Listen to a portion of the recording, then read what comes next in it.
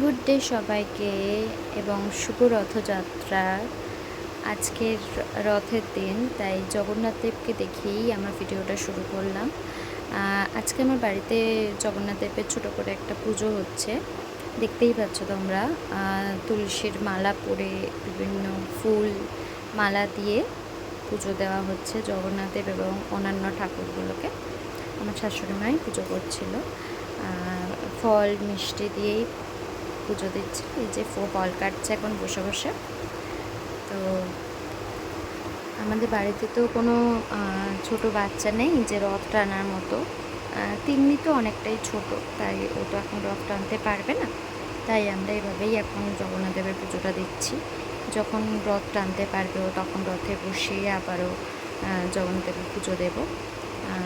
তো বেসিক্যালি আমি আমার বাপের বাড়ি তো ওড়িয়া, তাই আমাদের ওড়িয়াতে জগন্নাথ দেবের পুজোর চলটা অনেক বেশি, কারণ ওদের প্রধান দেবতা বলতে জগন্নাথ দেবী। তো এখন দেখছি বাঙালিরাও প্রত্যেকে ঘরে ঘরেই জগন্নাথ দেবের পুজো করেন, খুব বড় করেই করেন।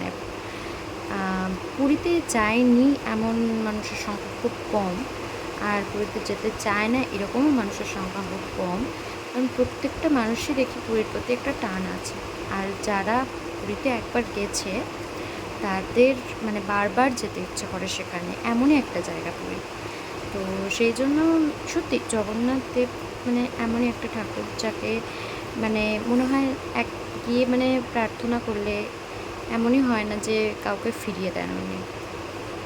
তো তিন্নি দেখো ঘুম থেকে উঠে গেছে, ওকে আমি ডাকছি কখন থেকে, এই সবে মাত্র উঠলো। ওকে আমি স্নান করাবো বলেই ডাকছিলাম। তো দেখি বাবু হাত খাচ্ছে, এখনও টিথিংয়ের টাইম, তো এখনও প্রচণ্ড পরিমাণে হাত খায়, হাতটাকেই চিবিয়ে যায় আঙুলগুলোকে। তো সেই জন্যই ওইগুলো চেবাচ্ছে, আমি ওকে ডাকছি স্নান করাবো বলে। তো এই নখগুলোর কেটে দিতে হচ্ছে, তার কারণ হচ্ছে তেমনি প্রচণ্ড পরিমাণে নখ বাড়ে, তাড়াতাড়ি বাড়ে। তো প্রতি সপ্তাহে প্রায় ওর নখ কাটতে হয়। আর নখে দিয়ে তো নিজের গা মুখ তো আঁচড় দেয়ই, তার সাথে সাথে আমাদের মুখেও প্রচুর পরিমাণে আঁচড় কাটে। তো সেই কারণেই নখ কাটাটা খুবই জরুরি। নখ কাটলে তবে ও সেফ থাকবে এবং তার সাথে সাথে আমরাও সেফ থাকবো। তো তাই ওর নখগুলো কেটে দিচ্ছি এখন। তা বাড়িতে যে বড় নেল কাটার ছিল সেটাতেই কাটছে আপাতত, কিন্তু ওর জন্য একটা ছোটো নেল কাটার আনতে হবে। তো সেটা এখনও আনা হয়নি, তার জন্য এটাতেই কাটছি। তবে অসুবিধা হয়নি, এই নেল কাটারটা দিয়ে কিন্তু ভালোভাবেই নখটা কাটতে পেরেছি। তো ঘুমোচ্ছে সেই সময়ে আমাকে এই কাজটা সেরে নিতে হচ্ছে, তার কারণ হচ্ছে ও যখন জেগে থাকবে তখন তো এই নখ কাটা সম্ভবই নয়। ও বিভিন্নভাবে নড়বে, তখন তো ওরই লেগে যাবে। তো এটা ছিল তিন্নির স্নানের পরের ড্রেস পরার ছবি। এই জামাগুলোর ঠাম্মি পুরী থেকে এনে দিয়েছে, তাই রথের দিন পরাতে বললো, তাই স্নান করে পরিয়েছিলাম। এগুলো তো ভিডিও করতে পারিনি, তো কিছু ফটো ক্লিক করেছিলাম, সেগুলোই তোমাদের সাথে শেয়ার করলাম। এটা দেখো জগন্নাথের ছবি দিয়ে জামা, তো এটা পরেই ও রথ টানতে গিয়েছিল, যে বড় রথ, রথের মেলার যে বড় রথ, সেই দড়ি টানতে গিয়েছিল ও ঠাম্মিয়া দাদুর সাথে। তো এই জন্য আমি এই ড্রেসটাই ওকে পরে দিয়েছিলাম, কারণ এই দিনের জন্য এই ড্রেসটাই সব থেকে বেস্ট। আর হেয়ার ব্যান্ড, গলার মালা, এই সমস্ত পরে সেজে গুজে ও ঠাম্মি আর দাদু ভাইয়ের সাথে গিয়েছিল রথ টানতে, এবং মেলা থেকেও ঘুরে এসেছে বাবু। তো আজকের আমি ঠিক করলাম যে যেহেতু নিরামিষ করেছিলাম, তাই ভাবলাম যে খিচুড়ি বানাই, খিচুড়ি, আলুর দম আর পাঁপড় ভাজা। আজকে এমনি তো পাঁপড় ভাজা খাওয়া খুব ম্যান্ডেটরি ব্যাপার, তো তাই এই পাঁপড়গুলো ভেজে নিচ্ছি। আর এবারে তেলটা কিছুটা সরিয়ে রেখে আলুগুলো ওই তেলেই ভেজে নিচ্ছি। আজকে তোমাদের সাথে খুব শর্ট মেথডে খিচুড়ি আলুর দমের রেসিপিটা আমি শেয়ার করব, একটু দেখে নাও। আলুর ভাজা এদিকে হচ্ছে, আর ওইদিকে আমি বসিয়ে দিয়েছি ডাল ভাজতে। ডাল ভাজা হয়ে গেলে ওদিকে আমি জলও গরম বসিয়ে দেবো। দেখো হাঁড়িতে জলও গরম বসিয়ে দিচ্ছি আমি। তো এটা এদিকে হতে থাকছে, এদিকে আমি আলুটাও তুলে নিচ্ছি, এবং এর মধ্যে যে এক্সেস তেলটা আমি রেখে দিয়েছি সেই তেলটাও দিয়ে দেবো আলুর দমের জন্য। এবং এতে আমি সাদা গোটা জিরে ফোড়ন দেব। ওদিকে ডালটাও দিয়ে দিলাম, জল গরম হয়ে গেছে। এদিকে শুকনো লঙ্কা, তেজপাতা ফোড়ন দিয়ে দিলাম।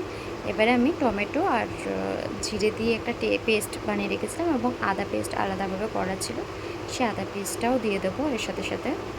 এই যে মশলাটা করছি আমি একটু বেশি করেই বানাচ্ছি, কারণ নিরামিষ তো আলুর দম এবং খিচুড়ি দুটোতেই সেম মশলাই যাবে, তো তাই একসাথেই বানিয়ে নিচ্ছি বেশি করে মশলাটা, যেটা আমি একটু তুলে রেখে আমি দুটোতেই অ্যাপ্লাই করব। তো এখানে নুন হলুদ পরিমাণ মতো দিয়ে দিলাম এবং লঙ্কা গুঁড়োও দিয়েছিলাম।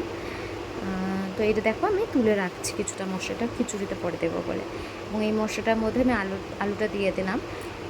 এটাতে আলুর দমটা হয়ে যাচ্ছে এবং এতে এবারে পরিমাণ মতো জল ঢেলে দেবো আমি। কিছুটা আলুটা কষিয়ে তারপরে জলটা ঢালবে, কারণ তাতে মশলাটা আলুর ভিতরে ভালো করে ঢুকবে। এবং প্রতিটা তরকারিতে আমি জল দেওয়ার আগে চেক করে নিই যে আলুটা কতটা সেদ্ধ হয়েছে, সেই পরিমাণ আমি জল দিই। তো তা দেখো এখানে আমি ডালটা দেওয়ার পরে আমি চালটাও দিয়ে ফুটিয়ে নিলাম। দেখো আমার খিচুড়ি আলুদম রেডি হয়ে গেলো, খুবই কম সময়ের মধ্যে খিচুড়ি আলুদমটা হয়ে যায় আমার। দেখো আমি আর মিস্টার নস্কর রাত্রিবেলা মেলায় ঘুরতে এসেছিলাম, তো সেখানে চলে এসেছিলাম আমাদের আনন্দপুরের যে রথের মেলাটা হয় আনন্দপুর মাঠে, সেই রথের মেলায়। আর এই মেলাটা 1 মাস ধরে থাকে। তো যারা জানো না তাদেরকে বলে দিই, যারা রথের মেলায় মানে অন্যান্য জায়গায় তো মানে 1-2 দিনই থাকে, তো আমাদের এখানে কিন্তু 1 মাস ধরেই থাকে রথের মেলা। তো যারা যারা আসতে চাও তারা কিন্তু আসতে পারো, একবার দেখে যেতে পারো, খুব ভালোই হয় মেলাটা, খুব বড়। তো এখানে দেখো ফ্লোরটাও কাঠের, যাতে করে কোনো কাদা প্যাচপ্যাচানিও থাকে না। বর্ষাকালে তো রথটা হয়, তো সেই কারণে কাঠের ফ্লোর হওয়ায় বাচ্চাদের নিয়ে আসতেও কিন্তু সুবিধা। তো বিভিন্ন খাবারের দোকান, জিলিপি, গজা, ঘুগনি, ফুচকা সবই বসে, মানে প্রচুর প্রচুর খাবার বসে এবং প্রচুর দোকান। মনে হয় যেন পুরো গড়িয়াহাট মার্কেটটাই এখানে তুলে নিয়ে আসা হয়, মানে A to Z মানুষের সংসারে যা যা জিনিসপত্র লাগে সমস্ত কিছুই এখানে পাওয়া যায়। আর মেলায় গেলে পরে কোনো একটা দুটো জিনিস কিনে নিয়ে আসা যায় না, মনে হয় যেন সবই দরকারি, সবই লাগবে আমাদের। তো মানে আর তার উপরে যদি আমার হাজব্যান্ডকে নিয়ে যাওয়া যায় তার কোনো কথাই নেই, মানে যে কটা মানে পয়সা নিয়ে যাবে সবটাই খরচাই হয়ে যাবে মেলায় গেলে পরে। তো আমি ব্যাগ কিনেছিলাম একটা, ব্যাগগুলো বেশ ভালো, 100 টাকা করেই ছিল, বেশ চিপ কস্টেই পাওয়া যাচ্ছিলো ওখানে। আর এই যে মেয়েদের জিনিসপত্র তো জুড়ি মেলা ভার, মানে প্রচুর জিনিস ছিল, প্রচুর ইয়াররিং, প্রচুর সাজগোজের জিনিস। এই শোপিসগুলো তো ঘরে সাজালে ঘর দেখতে খুবই সুন্দর লাগবে, আর খুব সুন্দর সুন্দর শোপিস ছিল। এটা একটা মকটেল কর্নার ছিল, যেখানে বিভিন্ন রকম মকটেল পাওয়া যাচ্ছিলো। আর আমরা সব কিছু ছেড়ে পাপড়ি চাট খেতে চলে এলাম, পাপড়ি চাটটাই খেয়েছিলাম, আর বিশেষ কিছু খাইনি, কারণ ওটা খেলেই পেটটা অনেকটা ভরে যায়। তো এই পাপড়ি চাটটা খেয়েছিলাম। আর এখানে আমি দেখছিলাম একটা শাখা বাঁধানো, বেশ পছন্দ হয়েছিল আমার। তো মিস্টার নস্করকে এনে দেখাচ্ছিলাম, কিন্তু ওনার উত্তর তো নাই হলো, ব্যাস নেওয়া হয়ে গেল আমার। আর বাচ্চাদের প্রচুর দোলনা ছিল ওখানে। আর এই যে দোলনাগুলো, এই দোলনাগুলো আমি চড়বো বলে খুব করে বলেছিলাম, কিন্তু আমাকে চড়ালো না, বললো আমার ভালো লাগে না। তো আমি একা কি চড়বো, একা কি চড়া যায়? তো এই বিভিন্ন ধরনের খাবার, আইসক্রিম, এই সমস্ত দোকান বসেছে। আর বাচ্চাদের তো দোলনা প্রচুর পরিমাণে বসেছিল। আর আমি একটাই কথা বলছিলাম মিস্টার নস্করকে, যে আমি কেন বড় হলাম, বাচ্চা হলেই ভালো হতো, তাহলে এই দোলনাগুলো চড়া যেত, আর এগুলো একা একাই চড়া যায়। রাত্রেবেলা তিন্নির অবস্থা দেখো, ও এখন উপুর হওয়া শিখছে, তাই উপুর তো হয়েছে কিন্তু একটা হাত বের করতে পারেনি। তো তাই সেই অবস্থাতেই শুয়ে এদিকে তাকিয়ে আছে ইঁদুরের মতো। আর ওর ঠাম্মি ওকে ডেকে যাচ্ছে যে আসো আসো উঠে আসো, কিন্তু ও তো পারছে না, হাতটা মুড়ে গেছে, হাতটা মুড়েই শুয়ে আছে দেখো। তো এটা দেখে আমি হাসছিলাম আর ভিডিও করছিলাম, যে মানে এটা একটা ভালো এক্সপিরিয়েন্স, যে উপর হওয়ার ফার্স্ট এক্সপিরিয়েন্সও, তো এটা বড়ো হলেও তোকে দেখাতে হবে, তাই না? এই ছিল আমার রথের দিনের সারাদিনের কেমন করে কাটালাম দিনটা, সেটা তোমাদের সাথে শেয়ার করলাম। তো ভিডিওটা যদি আমার ভালো লাগে তাহলে অবশ্যই লাইক করে দিও এবং আমার চ্যানেলটা সাবস্ক্রাইব করে দিও।